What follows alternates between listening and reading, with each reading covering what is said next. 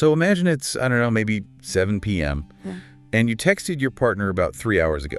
Nothing complicated, just, a quick question about dinner. Right, just a totally standard text. Exactly. Yeah. And you hear nothing, just crickets. What actually goes through your mind in those 3 hours? Yeah. Like, do you brush it off and think, well, they must be slammed at work, and then just go about your evening? If most people definitely don't. Yeah. Or does your brain just immediately pull the fire alarm? Like, does this tiny seed of doubt spiral into absolute panic? You start scrolling back through yesterday's messages thinking, did I say something weird? Was their last text a little cold? Are they mad? Or are they pulling away? Yes. And by 8 p.m., you haven't just sent 3 follow-up texts and called twice.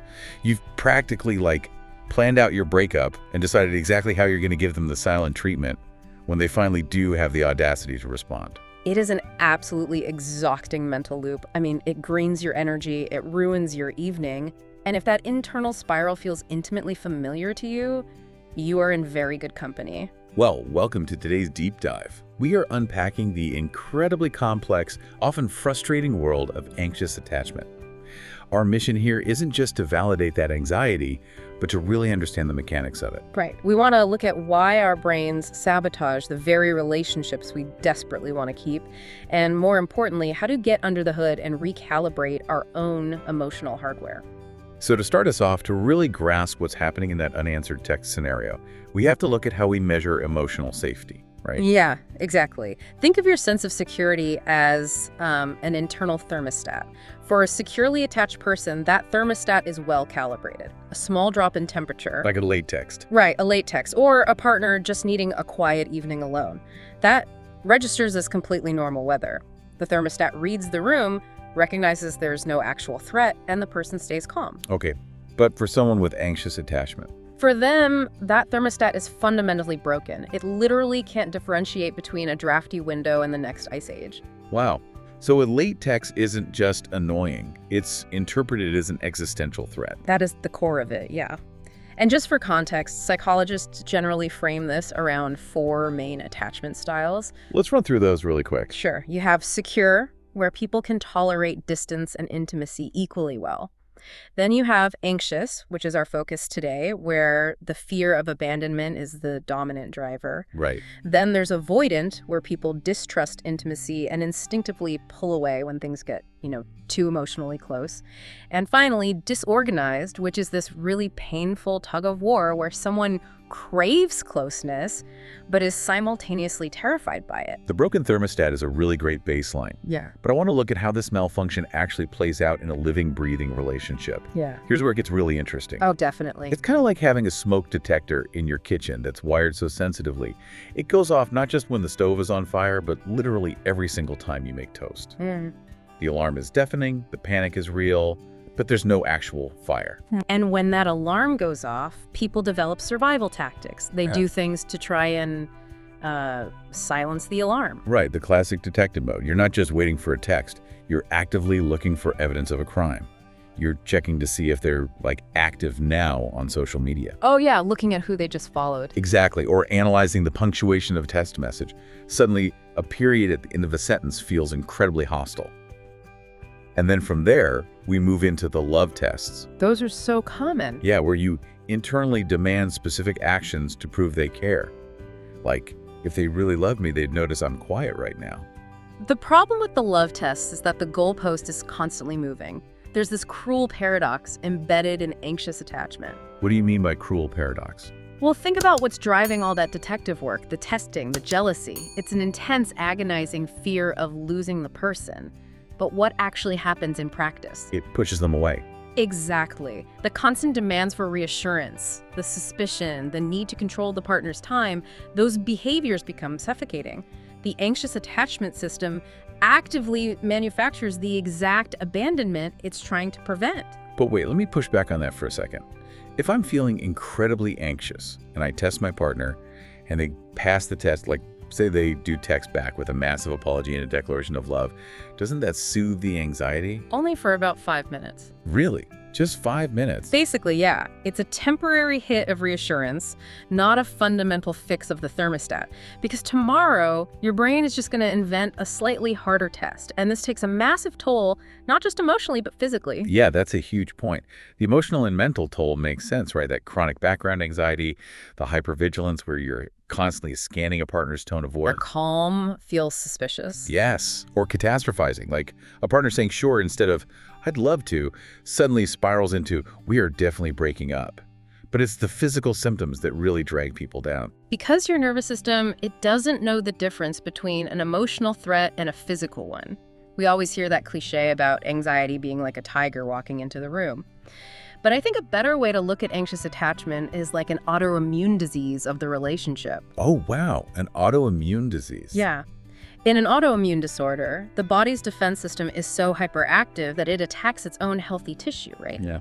Because it misreads a harmless protein as a deadly virus. So emotional distance is the harmless protein. Exactly. Your partner taking an afternoon to play video games or, go for a run, that is a harmless protein. But your nervous system flags it as a lethal virus. And that triggers the physical reaction. Right. It triggers an actual biological cascade. Your digestion shuts down, which is why you get that knot in your stomach. Yeah. Your heart rate variability drops. You might lose your appetite completely, or you literally can't sleep. Because your body thinks sleeping while a virus is present would be fatal. You've got it. Which naturally leads to the absolute biggest question.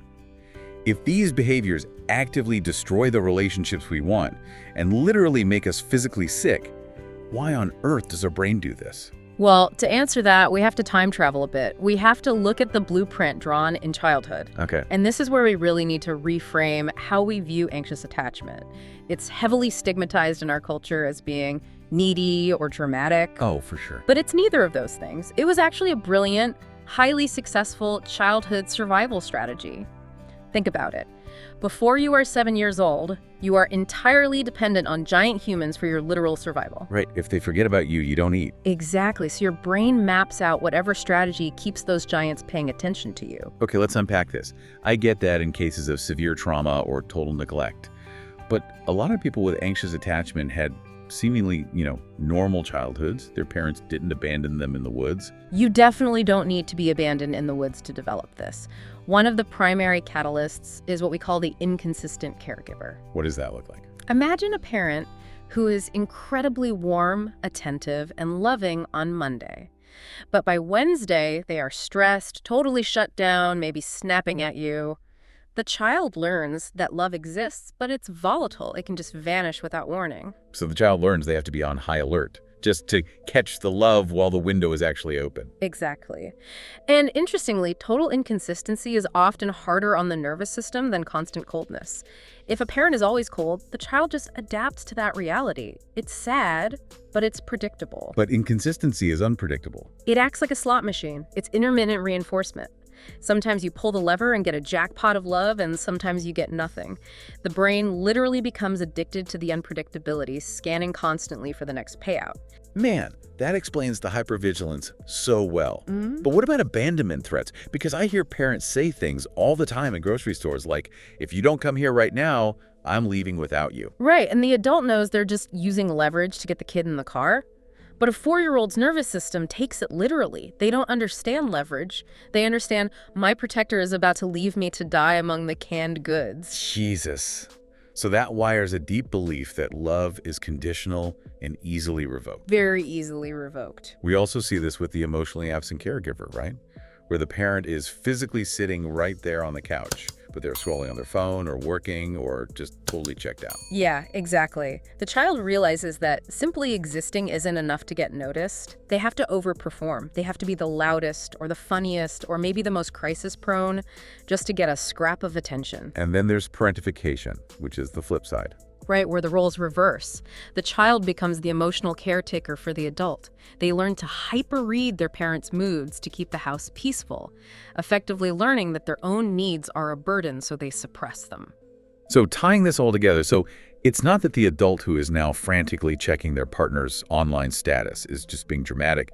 Their nervous system is literally playing back a tape recorded decades ago that says, if I don't micromanage this connection, I will cease to exist. That is the exact mechanism. But if we want to fix that broken system, we need a blueprint for what healthy actually looks like. We need a benchmark. Which sounds great in theory, but I think a lot of people with anxious attachment really struggle to even conceptualize what a secure relationship is. Like, if your baseline is chaos, peace feels incredibly boring. So what does a working thermostat actually look like? The fundamental shift is moving from a relationship of need to a relationship of choice. Need to choice.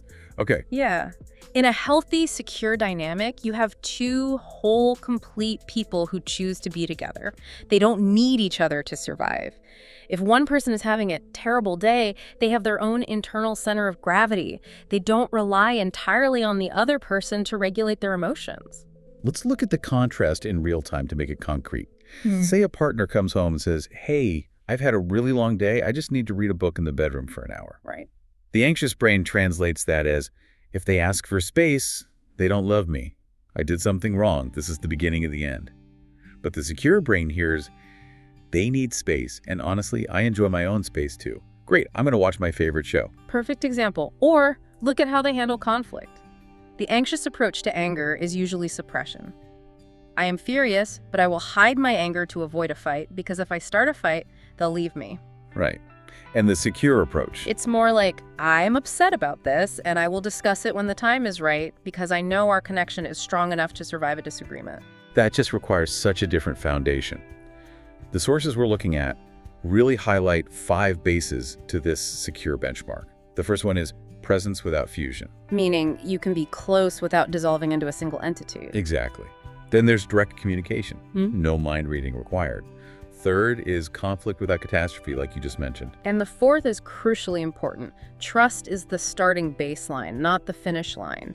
You don't make a partner prove they are loyal every single day. And the fifth base is love that does not need to be earned. You don't have to perform or jump through hoops to deserve basic affection. That's the benchmark. But knowing that benchmark brings up a massive hurdle. What happens when your anxious attachment system locks onto someone who is objectively bad for you? Like, why is it so incredibly hard for an anxiously attached person to just walk away from a toxic relationship? What's fascinating here is, and this is a really tough pill to swallow, it's because it's not deep love keeping them there. It is a literal neurological addiction. Wait, really? An addiction? Yes. Remember that slot machine dynamic with the inconsistent caregiver? When an anxious adult meets a partner who is hot and cold, treating them poorly one day and like royalty the next, it activates that ancient childhood attachment system. Oh, so their brain essentially says, I recognize this game. This familiar pain feels like home. Exactly. And the brain chemistry totally backs this up. When a stable, reliable person texts you, your brain produces a steady, calm baseline of serotonin. Nice, but not thrilling. Right. But when the toxic, unpredictable person finally texts you after ignoring you for 2 days, your brain releases a massive euphoric spike of dopamine. One text from someone who treats you poorly generates more chemical excitement than 10 texts from someone stable. You mistake that chemical roller coaster for passion. So when someone is, sobbing over a toxic ex, they aren't actually missing this specific person who treated them terribly. No, they are mourning the fantasy. They are mourning the hope that this time they were finally going to fix the inconsistent caregiver and get the unconditional love they were denied as a kid. Wow. Which really explains why trying to get closure or staying friends after a breakup is a total disaster for an anxious person. Oh, it's the worst thing you can do. Telling an anxiously attached person to just check their toxic ex's social media once a week is like telling someone quitting smoking to just have one drag on a Tuesday. Because every time you check, you just restart the dopamine withdrawal. Exactly. That's why absolute no contact is really the only way to break the neurological hook. You have to name the lost fantasy, and then you have to tolerate the agonizing, uncomfortable void without rushing to fill it. And just when you think you've got a handle on your romantic life, you realize this attachment style doesn't just stay in its lane. Like, what does this all mean for the rest of your life? Does this anxiety basically turn into a fear of losing anything you value? Oh, it's a global pattern. It bleeds into every other area of life. Let's talk about work. I've seen people who are incredibly talented, overwork purely out of fear. Yes, needing constant approval from the boss. If the boss is silent for a day, they interpret that silence as impending firing. So they work a 14-hour day to overcompensate. And it shows up in finances too, right? Impulsive spending to self-soothe, or buying extravagant gifts to maintain friendships so people feel obligated to stick around. Or financial codependency, tangling your money with the partners so it's harder for them to leave. It even affects health and food, oscillating between hypochondria and extreme neglect. Or using food as an emotional thermometer, like losing your appetite the minute there's a fight. It touches everything, even projects and friendships. People will abandon creative projects to avoid rejection, or they need a constant round of applause from friends just to stay motivated. Okay, this all sounds incredibly overwhelming. But there is a message of hope here, because the brain is neuroplastic. It can be rewired. So let's transition into the specific, actionable strategies for healing. Because just knowing the theory doesn't stop a panic spiral. No, it doesn't. And the very first tool is to recognize activation. When the panic hits, your job is to shift from fusion to observation. Name the physical feeling out loud. Say, my chest is tight. This is an old pattern, not a real emergency. Okay, the second tool is the 20-minute window. Now I have to challenge this one because when the urge to send 5 angry texts hits, telling someone to set a timer for 20 minutes feels impossible. I know, it sounds like torture, but you have to understand the biology. Your amygdala has flooded your bloodstream with adrenaline and cortisol, but those chemicals have a half-life. If you force yourself to walk away and do something physical for 20 minutes, your body naturally metabolizes those stress hormones. By the time you come back, your logical brain is back online. Which ties right into the third tool, nervous system regulation. You can't outthink a biological panic, you have to hack the hardware. Using the 4-7-8 breathing technique or the 5-4-3-2-1 sensory grounding method. Right, because things like deep breathing stimulate the vagus nerve, which literally acts as a physical brake pedal on your heart rate. It tricks your brain into calmness via the body. The fourth tool is building the internal base. You have to start giving yourself the validation you lacked as a child. And the fifth is to question narratives. When you catastrophize, you have to ask yourself, do I actually have real concrete evidence for this thought? Exactly. Tool number 6 is direct communication, and there's an exact formula here. When X happens, I feel Y and I need Z. So when you look at your phone while I'm talking, I feel anxious and I need 15 minutes of device-free time. It removes the guesswork. The seventh tool is gradual exposure to uncertainty. If waiting for a text makes you crazy, wait 30 minutes before you check your phone. Prove to your nervous system that you'll survive the discomfort. And finally, tool 8 is therapy, specifically modalities like EMDR. Which reprocesses those stuck childhood memories. Right, or EFT, emotionally focused therapy, and CBT, which helps rewrite those catastrophic thoughts. I think the most important thing to clarify here is that the goal isn't to become some indifferent robot who just doesn't need anyone. Not at all. We are meant to need people. The goal is to love from a place of choice, not fear. It's to have an internal foundation so strong that someone else's absence might hurt, but it won't destroy you. We've covered an immense amount of ground today on this deep dive. The biggest takeaway here is that your anxious attachment isn't a flaw. It was a childhood superpower that just needs a software update for adulthood. It really is. It takes time, but it is entirely fixable. I want to leave you with one final, lingering question to ponder long after the audio stops today.